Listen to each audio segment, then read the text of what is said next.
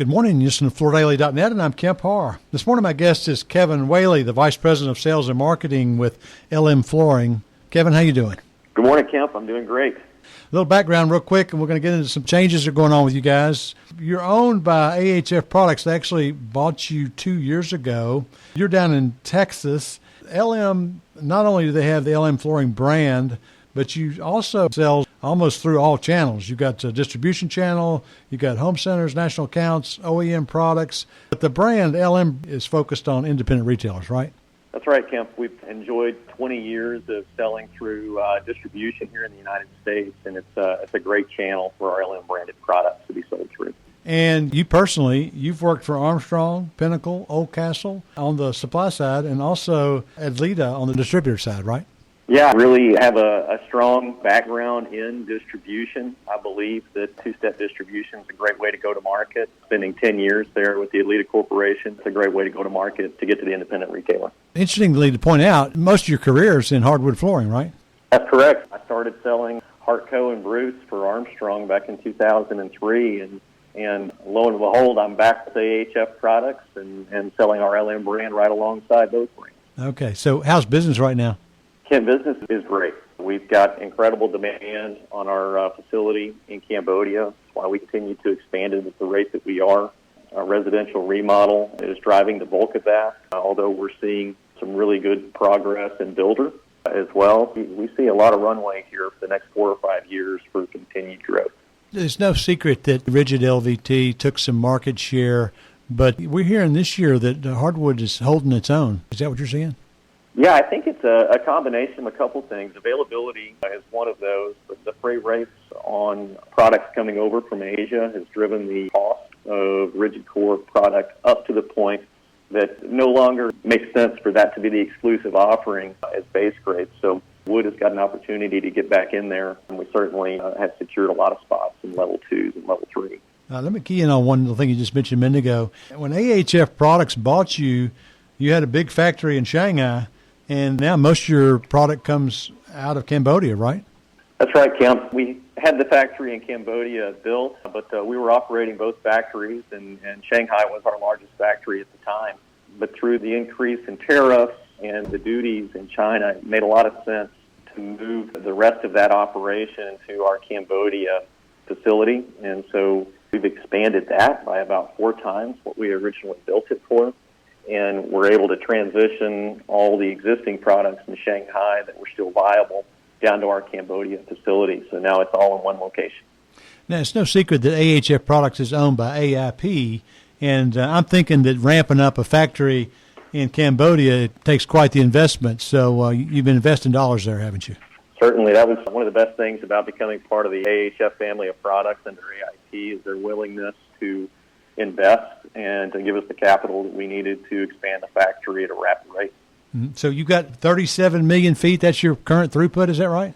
Yeah, that's what we're operating at today. We've actually got the equipment in place to operate at 55 million square feet. So if we get closer to the middle of next year, we'll be able to get our staffing levels to a point to get to that number. We just got to sell enough material to fill it up. So that's what we're working on. All right. Well, tell us, what's the latest with LM from a product perspective? We're right now launching the largest number of SKUs that we've ever launched at one time in LM's history. The 2 flagship products that are entering the marketplace as we speak are the Reserve and the Glen collections. Both very similar products. The Reserve is a 7.5-inch wide, half-inch version. The Glen is a multi-width, 4, 5, 6.5 by half-inch version. But the selling point of these products is they are white oak, and we have a proprietary process that we use where we make our own reactive stains to apply to these, and what it creates is a highly variegated visual that ends up in different tones of grays, browns, taupes, all the colors that are in fashion right now. Mm-hmm. And so it's very high-definition visual, the way the reactive stains work with that particular species, and it's just drop-dead gorgeous, and we can't get it into the marketplace fast enough. What's driving the need for this total reset when it comes to these different collections? When we were making most of our products out of Shanghai and even beginning in Cambodia, the hand-scraped market was still very strong. And so we had several collections that were hand-scraped, hickories and maples in different widths and lengths. And the market has made a huge change to wider products, longer products, a lot of white oaks. We're starting to see some popularity in sawn face maples, which relates back to one of the other products that we're launching right now called the Waterford Collection. That's a 7.5-inch wide, 9/16-inch product with a 3-millimeter sawn face North American hard maple. That particular species is gorgeous whenever you use it in that format. It has a lot more grain and movement to it than what most people would expect when they see a maple. So basically your answer is the consumer is looking for a different kind of product than you made several years ago. Is that right? That's right, and we've got to continue to be dynamic and provide the products that folks are not only looking for, but be looking for the next thing. What we're doing currently is investing in more capability on the design side in our Cambodia factory to be able to be more sophisticated in our texturing and our finishing, and certainly expanding our ability in fuming and reactive stains, which really creates a very unique visual compared to what's available in most of the market today. What sets LM Flooring apart from your competition? In 20 years, you could talk to just about any of our retailers and our distributors, and the first thing they would talk about is the quality of the products that come out of the LM factory. And we've certainly made a lot of strides on the design side as well, but that's two characteristics that we try to lead the market on. We've all heard about the supply chain issue with containers. Are you able to manage through that?